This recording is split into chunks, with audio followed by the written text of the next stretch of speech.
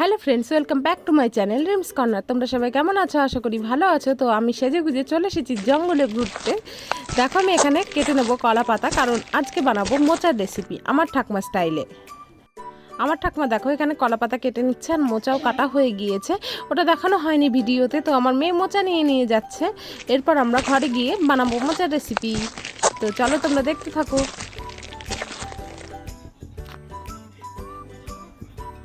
তো দেখো আমি কলা পাতা দিয়ে টেবিলটাকে একটু ডেকোরেশন করে নিলাম।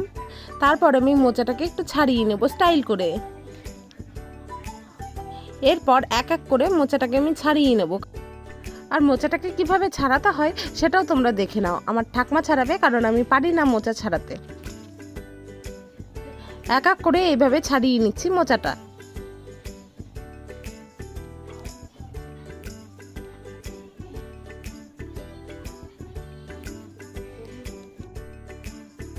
এরপর দেখো আমার ঠাকমা এক এক করে মোচা ছাড়িয়ে নিচ্ছে। তোমরা কতটা দেখতে পাচ্ছ কিংবা বুঝতে পারছো আমি জানি না। এরপর দেখো আমি একটু স্টাইল করে নিচ্ছি মোচাটাকে নিয়েও, না পারলে যা হয় কি করব। তো দেখো একটা একটা করে কাটি বার করে নিচ্ছে, যে লম্বা কাটিগুলো থাকে মোচার ভেতরে। তারপর এইভাবে কুচি কুচি করে কেটে নেবে। আমার ঠাকমা খুব সুন্দর কুচি কুচি করে কাটতে পারে, আমি এটা পারি না। আর তোমরা অনেকেই চাকু ইউজ করো, আমরা ইউজ করি হেঁসো, এটাকে হেঁসো বলা হয়। তারপর আমি এখানে আলুটাকে কেটে নেব টুকরো করে।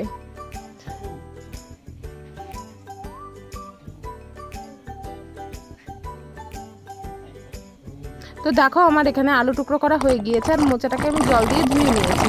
দুবার জল দিয়ে ধোয়ার পর এটাকে আমি একটু ভিজিয়ে রেখেছি 5 মিনিট মতো।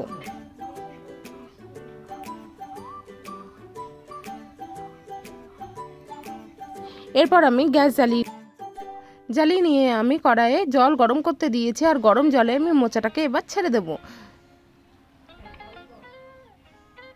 এরপর আমি দিয়ে দেবো সামান্য নুন আর সামান্য হলুদ।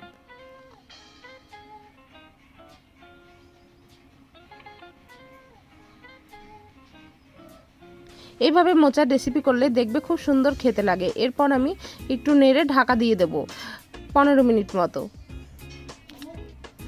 এবার আমি আলু টুকরোগুলোকে জলে ধুয়ে নেব। আর এখানে আমি টমেটোটাকে কুচি করে নেব ছোট ছোট করে।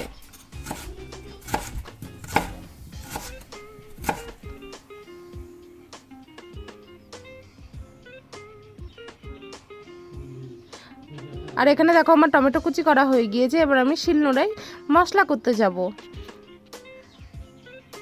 তো দেখো আমি শিলনোড়াটাকে ভালোভাবে ধুয়ে নিলাম। আর তারপর আমি জিরে, আদা, লঙ্কা, গরম মশলা একসঙ্গে বেটে নেব।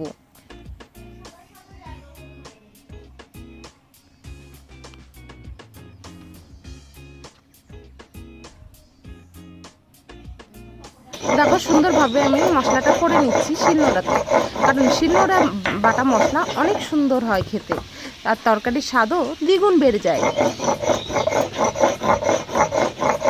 আমার ঠাকুমা বারবার বলছিল যে আমি বেটে দিই, কিন্তু আমি বললাম না, আমি বেটে নেবো।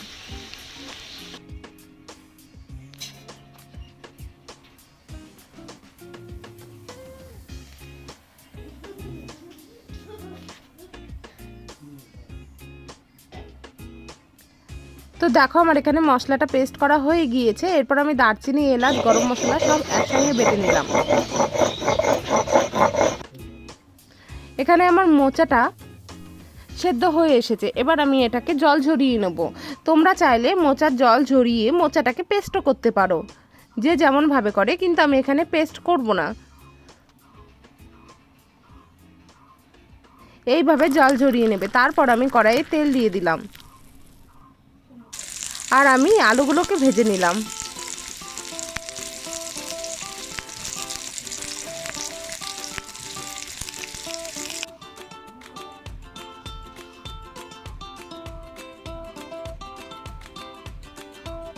আর রোদে গরমে আমি ভেপসে যাচ্ছিলাম। এখানে আমার আলুগুলো ভাজা হয়ে গিয়েছে, আর দেখো আলুগুলো আমি ভালো করে ভেজে নিয়েছি।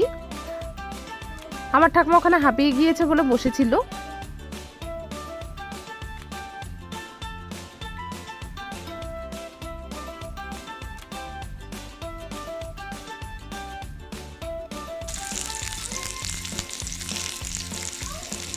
আর আমি এবার তেলে তেজপাতা, জিরে আর আদা জিরে লঙ্কার পেস্ট, গরম মশলার পেস্ট, টমেটো সব কিছু দিয়ে একসঙ্গে ভালো করে নেড়ে চেড়ে নেব।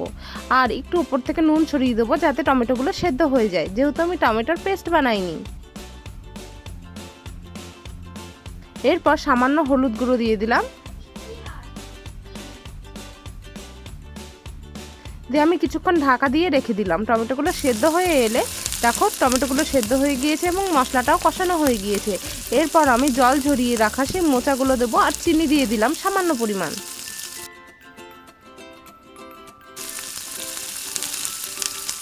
এরপর আমি একটু নেড়ে চেড়ে নেব সুন্দর করে।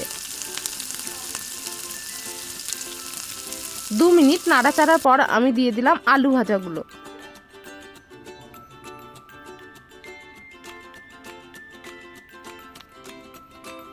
তারপর আমি আবার ভালো করে নেড়ে চেড়ে এটাকে আমি ঢাকা দিয়ে রেখে দেব প্রায় 10 মিনিট মতো। আর ওইদিকে রৌদ্রমামা এত রোদ দিচ্ছে যে আমি গরমে ঘেমে স্নান হয়ে গেলাম। আর তরকারির গন্ধটা বেরিয়েছে খুব সুন্দর। আর সব শেষে আমি দিয়ে দিলাম একটু ময়দা গুলে, তোমরা চাইলে চালের গুঁড়ো গুলে দিয়ে দিতে পারো। এরপর দেখো আমার এই মোচার ঘন্টটা হয়ে গিয়েছে প্রায়। সব লাস্টে আমি ঘি দিয়ে দিলাম। ঘন্ট মানে ঘি থাকবে না, এটা কখনো হয়? আর দেখো সব শেষে আমার মোচার রেসিপিটা কি সুন্দর হয়েছে। তো তোমরা সবাই বাড়িতে এরকম মোচার রেসিপি বানিয়ে খাও, গরম ভাতের সঙ্গে তোমরা 1 থালা ভাত খেয়ে নেবে। আর এখানে আমার ঠাকমা একটু কায়দা করে আমাকে ফুল গুজে দিচ্ছিল, তো আমি ঠাকমাকে বললাম একটু টেস্ট করে দেখো ঠাকমা কেমন হয়েছে। ঠাকমা বললো খুব সুন্দর হয়েছে। তো চলো ভিডিওটা এখানেই শেষ করছি। ভিডিওটা যদি তোমাদের ভালো লেগে থাকে লাইক শেয়ার অ্যান্ড সাবস্ক্রাইব করতে ভুলো না বন্ধুরা।